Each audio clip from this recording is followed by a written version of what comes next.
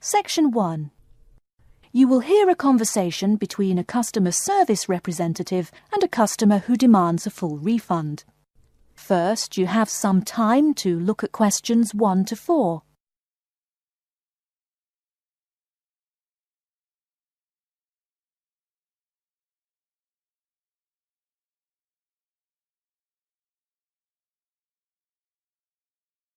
You will see that there is an example which has been done for you.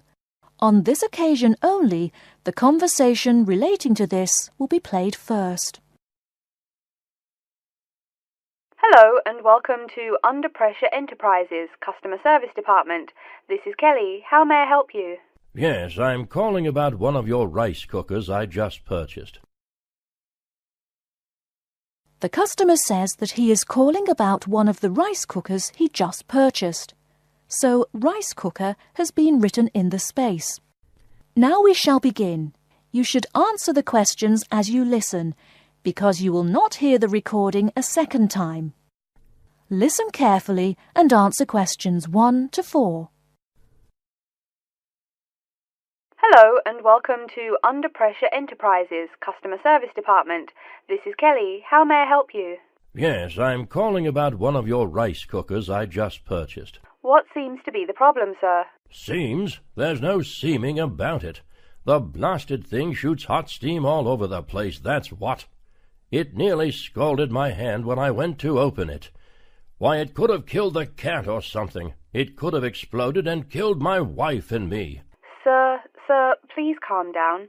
As long as the steam escapes the cooker, it won't explode. So you're telling me there's no problem? Are you calling me a liar? Sir, no one is calling you a liar. Yes, so I demand a full refund. Under Pressure will be happy to refund your money, sir. Now, I just need some basic information. Okay. Sorry, I do tend to get a little hot under the collar. My wife tells me to slow down.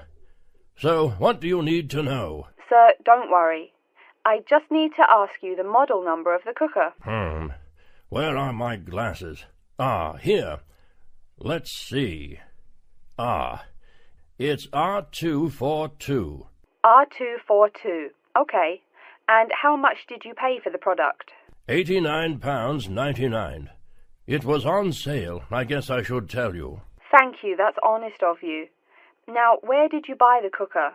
Which store and which branch? At that big Electric Life appliance store downtown. The city centre branch? That's the one. And you say the problem is that the steam escapes? Yes, it does. No problem, sir. If there's steam escaping, clearly the cooker is broken or defective. So we have an R242 cooker with an escaping steam problem. It was bought from Electric Life City Centre branch for $89.99. Is that correct? Yes, that is correct. Oh, I nearly forgot. When did you buy the cooker? Just as soon as my wife got the crazy idea she'll live longer if she stops eating good English food, roast beef and mash. No, all she says she wants is rice and vegetables and sauces you'd not soak your feet in. Before you hear the rest of the conversation, you have some time to look at questions 5 to 10.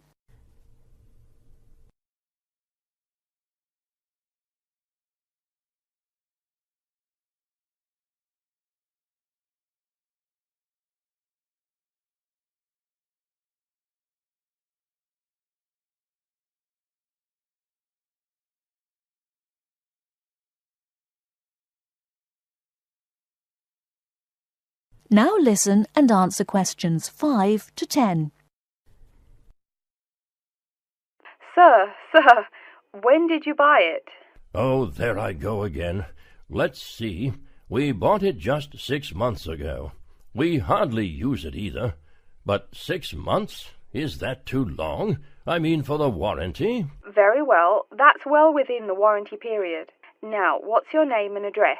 Name and address? What for? Sir, it is company policy. If you want your money, you must inform me. Money, you say? Oh, My name is Herbert Hewitt, and my address is 84 Park Road. Is that here in Coventry? Yes, the postal code is B0241DJ. But I don't think sending things in the mail is very secure or very efficient. I mean... Don't worry, Mr. Hewitt, don't worry. We can credit the money to your credit card. You do have one, don't you? Yes, that's how we paid for the cooker. Oh, yes. We still have the number on the computer. I only need to ask your card's expiry date. I'm afraid I never give that sort of information out. I mean, once you have that, anyone could go charging things and... Sir, I said your expiry date, not your card's password. Oh, yes. Foolish me. Of course, you didn't say password. Let's see. That will be April 2008. April 2008. Very well. Your card still has nearly 2 months left to go. We'll get that refund right to you, probably by 5 o'clock this evening. You had better. If I don't get my money... Wait. Yes, I know I'm losing my temper again. I really am sorry. I haven't had my medicine today. And, sir, just one more question for our records. How often do you go shopping at the city centre branch? Oh, well, it's hard to say. I suppose maybe once a month. But I can tell you this. If I don't get my refund, I'll never shop there again. Oh, I think it's time to start looking for another job. That is the end of section 1. You now have half a minute to check your answers.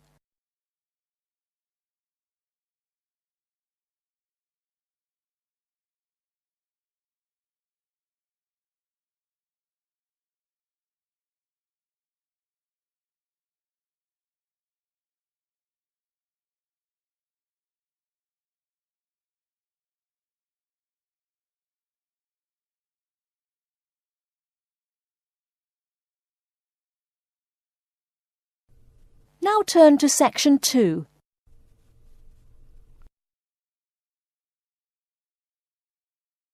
Section 2. You hear a talk by a counsellor from the University of New South Wales, who will introduce some useful facilities and services on the campus. First, you have some time to look at questions 11 to 15.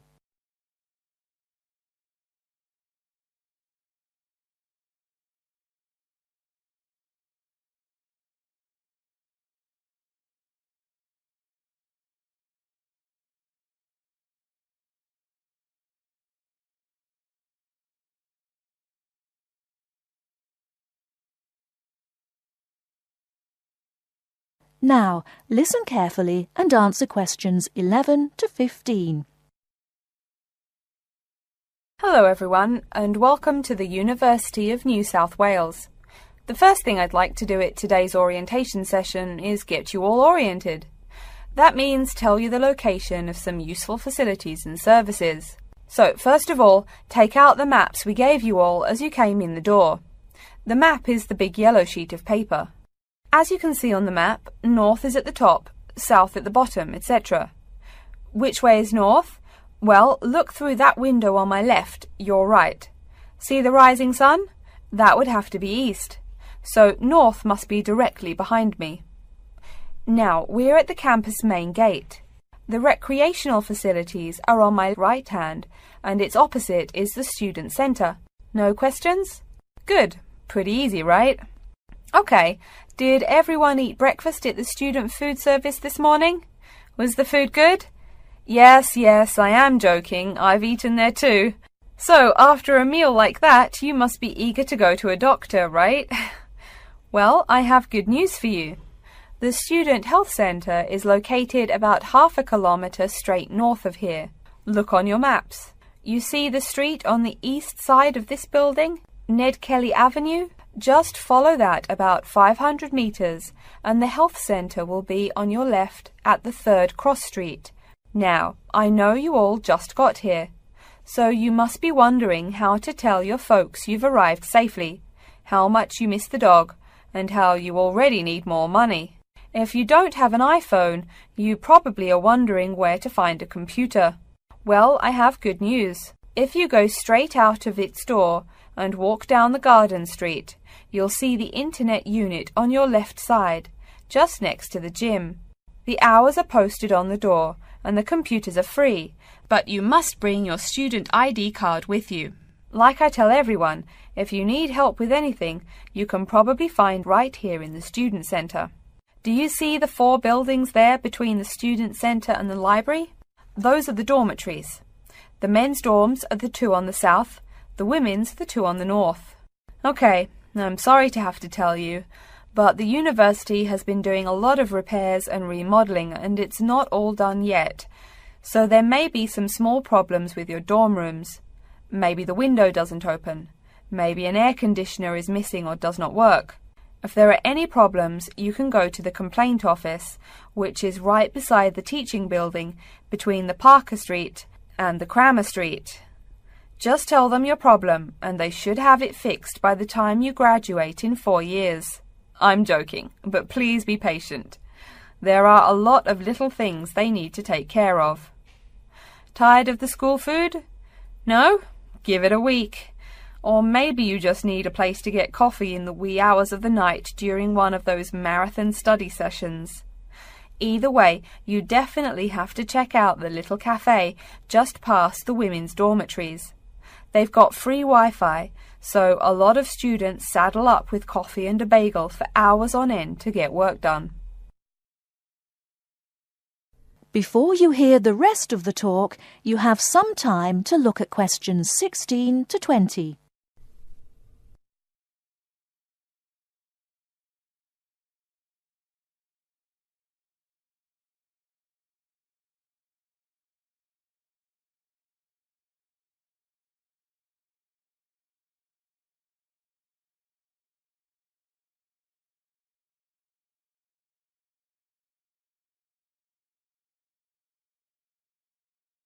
Now listen and answer questions 16 to 20. As for the dorm rooms, I have some bad news and some good news. The bad news is the rooms are small and you'll probably be sharing space with at least 3 other students. The good news is that each room has its own bathroom. What's good about sharing a bathroom with 3 strangers? Good question. Okay, call it bad news and worse news. Hey, maybe try this for good news. Each dorm has a kitchen. If you want to make snacks or meals, you can do it there. You can buy food containers at any campus convenience store, so you can store your food in the kitchen. But a word of warning, you should definitely write your name on your food containers. Sad to say, there are food thieves among your fellow students. Speaking of thieves, a word about security. I mean, this is Australia, and we do get drunken bushrangers wandering onto campus. Each of you will be given a key for your dorm room. Don't lose it. You have to pay for any replacement and fill out a bunch of papers too. Red tape, huh? Your key does not work for the front door of your dorm, however. To the right of each door, there's a keypad with numbers. When you move in, they will tell you the code you use to enter the door. Please do not tell the code to people who do not live in the dorm. Let's see. Have I forgotten anything? Oh yes, most of you are not rich, correct? So when your clothes get dirty, you can't just throw them away and buy new ones. That means you have to learn to do laundry. Or, men, that means you have to hurry up and get married. If you decide to wash those clothes and not get married, there are laundries in each dorm. Where? Oh, I almost forgot to tell you. The laundry for each dorm is in the basement. Some real good news this time if you're a student, it is free. You do have to buy your own soap, however. The laundry closes, by the by, at 11:30. And now that I've mentioned 11:30, please remember, the dorm doors are locked at 11:30 p.m. Your code will not work. If you want to get in, you'll have to call the night watchman. Don't worry, you can get that number at the dorm office. Yes, the dorm office and the complaint office are the same office. All right then, before we continue, are there any questions? That is the end of section 2. You now have half a minute to check your answers.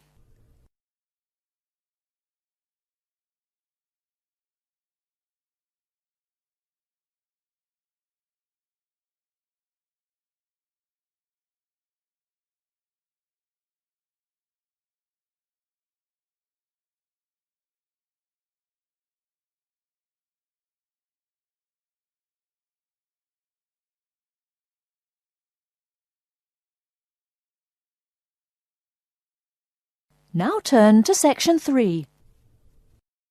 Section 3. You will hear two students called Betty and Bruce talking to Professor Dundee about their own presentation. First, you have some time to look at questions 21 to 24.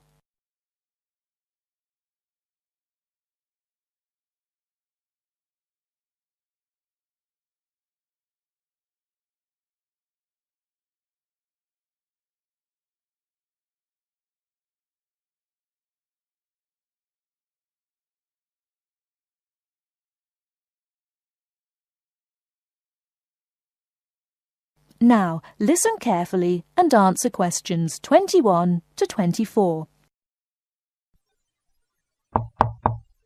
Come in. Professor Dundee, we're ready to make our presentation. Oh, yes. I did say 1 o'clock, didn't I? Please, sit down. So, who goes first? Bruce? Or you, Betty? I guess I could. Bruce is always a little shy. Not after he's had a lager for lunch, eh, Bruce? Ha ha! No, Betty really should go first. OK, well, I'm reporting on the effects of different marketing strategies on the cheese and oil markets. Different strategies obviously affect the sales volume differently. I looked at the sales in 2 countries, New Zealand and Colombia. And what did you find? Pray tell. Well, in New Zealand, the sales of both oil and cheese have declined pretty steadily, and in fact the sales have decreased more quickly than the population. On the other hand, in Colombia, the volume of sales for both products has remained the same. Wait, so you said sales in New Zealand have been going down? Correct. Suppliers have introduced 2 new upscale brands of each product, which are a bit expensive but very tasty. The big ad agencies are trying out a new series of ads that shift the focus from health to great taste. They think that will get sales moving up in New Zealand, where the population is less affluent and generally less health conscious. Brilliant. Thank you. And Bruce? Yeah. My report is about chocolate sales in Italy and Germany. The 2 countries' marketers have found out that you have to market chocolate differently in each country. For example, in Italy, Kostig, the most expensive brand, pays shop owners to put the candy just about knee-high for an adult. I don't see. For little kids, that's about eye level. That bright red candy is the first one they see, so they buy it. Even better, they start telling their moms to buy it too. So, you mean... Well, I mean, in Italy, if you locate your product at the right location of shelves, sales do great. They say it doesn't matter much what brand of chocolate you're selling. As for Germany, das Land der Schokolade. Huh? That's German. It means the land of chocolate. Germans love the stuff, so people make a joke and call Germany that. Oh, right. So, you were saying? Well, like you pointed out, Germans love chocolate, but they're thrifty. For a long time, the biggest selling brand was Schmutzig, mostly because it was the second cheapest, but didn't taste too bad. Before you hear the rest of the talk, you have some time to look at questions 25 to 30.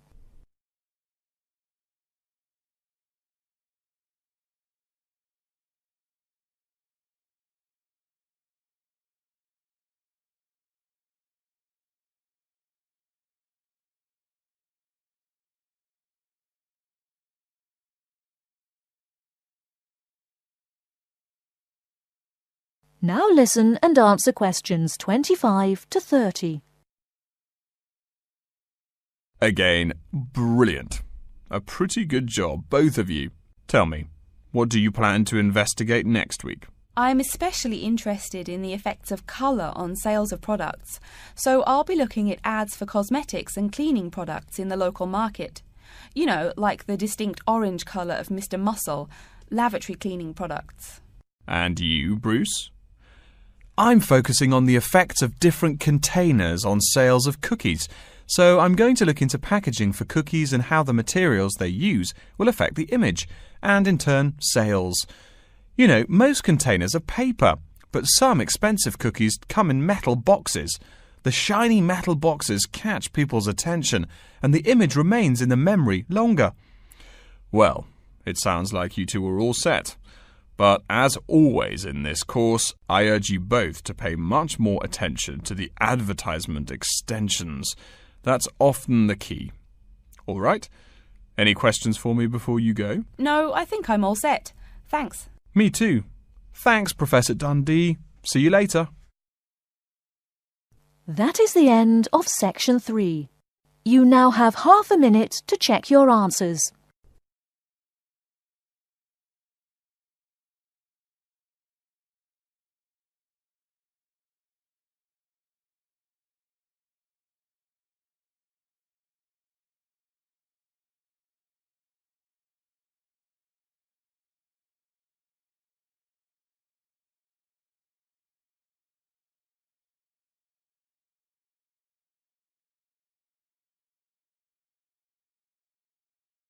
Now turn to Section 4.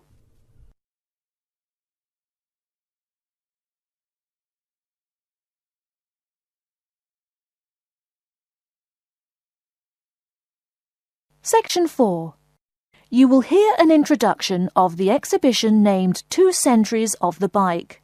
First, you have some time to look at questions 31 to 40.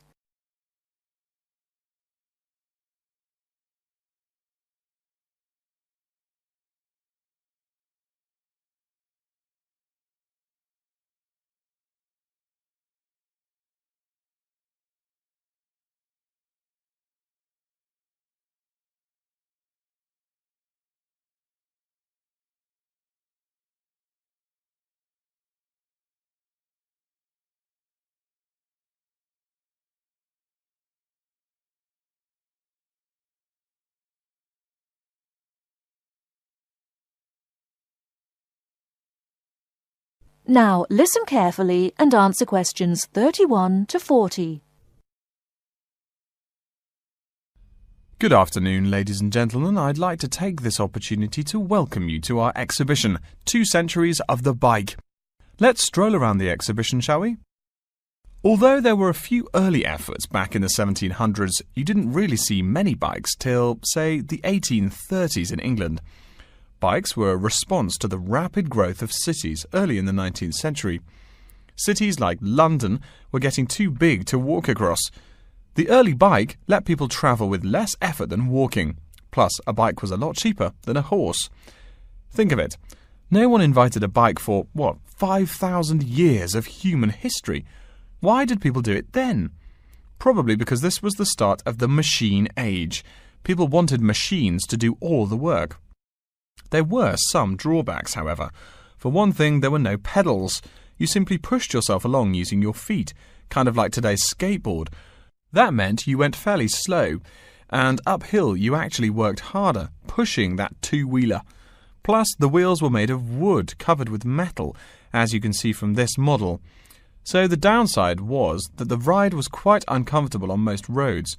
Only a few gadget lovers had or used them. By the 1860s, though, improvements were being made.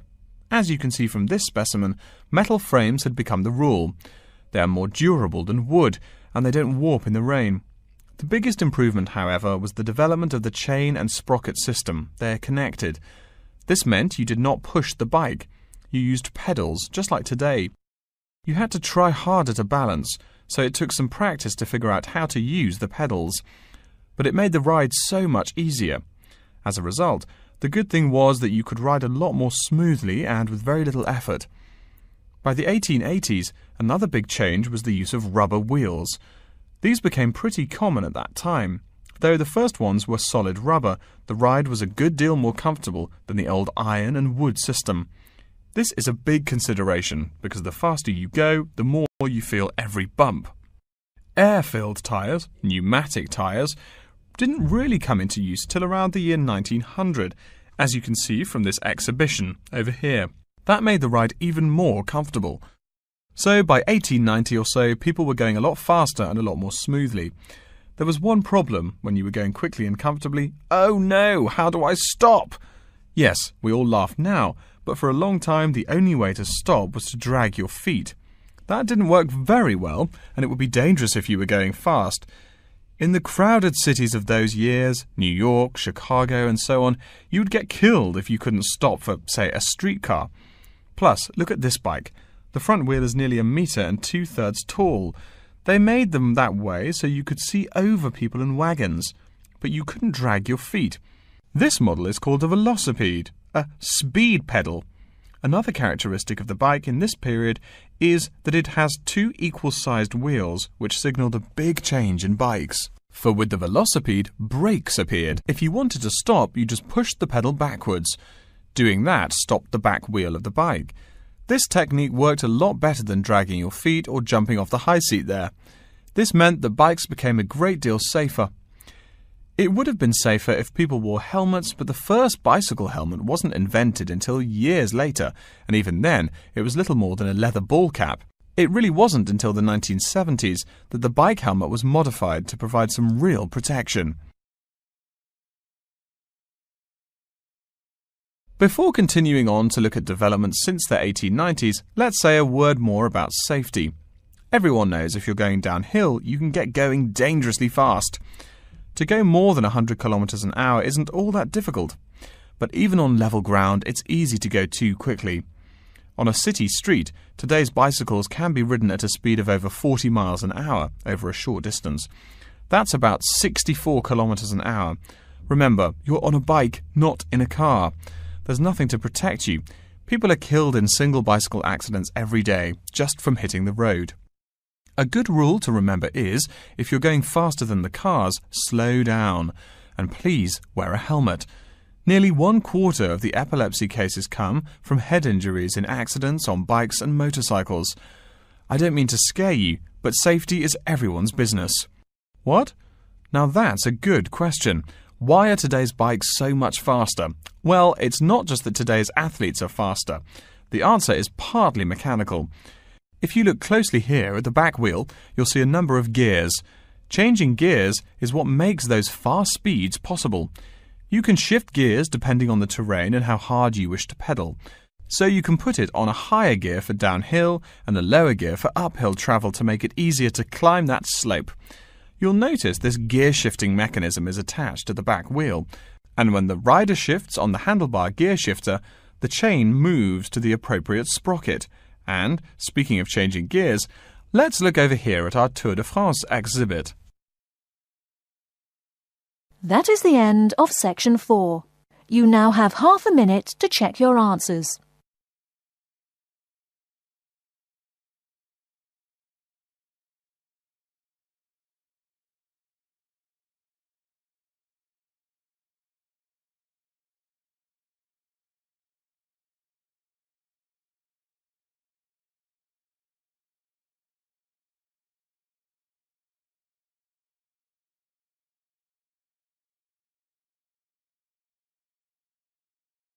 That is the end of the listening test. In the IELTS test, you will now have 10 minutes to transfer your answers to an answer sheet.